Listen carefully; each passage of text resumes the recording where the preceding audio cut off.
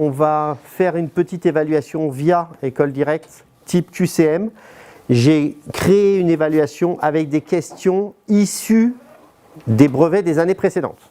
D'accord? Donc c'est exactement le type de questions que vous aurez. J'ai découvert le plaisir de faire des mathématiques pendant mes études supérieures. Et lorsque j'ai été en situation d'enseigner les maths, j'ai essayé de susciter l'engagement des élèves en donnant du sens à ce que j'apprenais, mais aussi en essayant de casser cette spirale d'échecs que parfois malheureusement la matière peut générer. Et puis tout simplement faire découvrir le plaisir de faire des maths. Alors, on est parti. Donc j'active l'évaluation. C'est parti. Vous allez dans QCM. Je vous rappelle qu'on a autorisation à prendre le cahier, on peut prendre la calculatrice, on peut prendre le cahier de cours. D'accord ?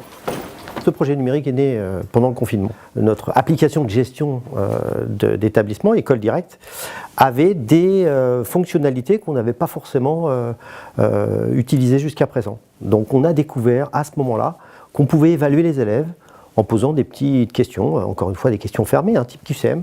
Et c'est comme ça que tout naturellement, j'ai commencé à utiliser cette fonctionnalité d'École Directe.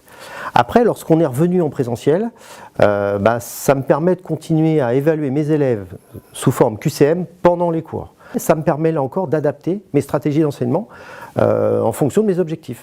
Pour donner un exemple, on a un brevet blanc dans 15 jours. Ce matin,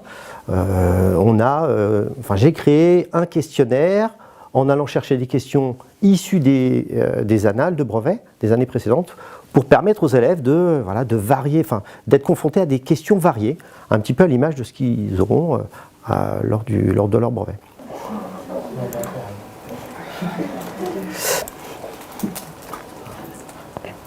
Alors,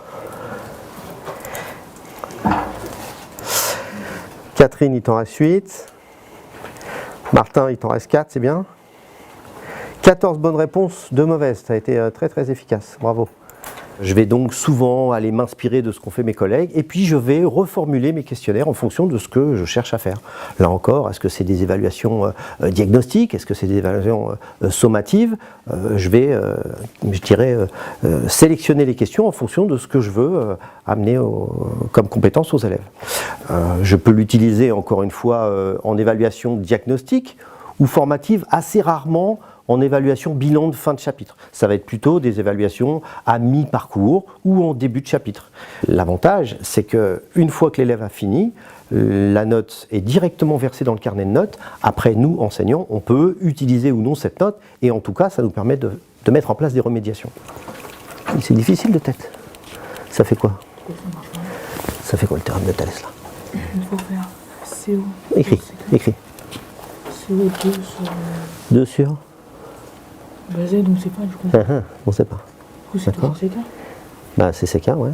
Tu as 250 ordinateurs qui veillent 14 heures par jour. C'est combien de minutes, 1 heure? 1h60. Voilà, donc il fait 32 km en 60 minutes. Et je te pose la question, combien fait-il de kilomètres en 45 minutes? Donc on est dans une situation de proportionnalité, d'accord?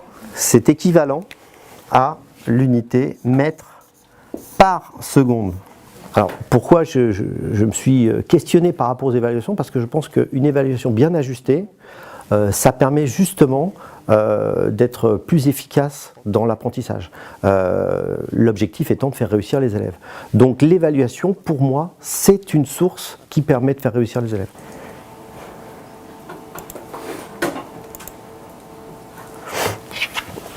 Nickel, très bien.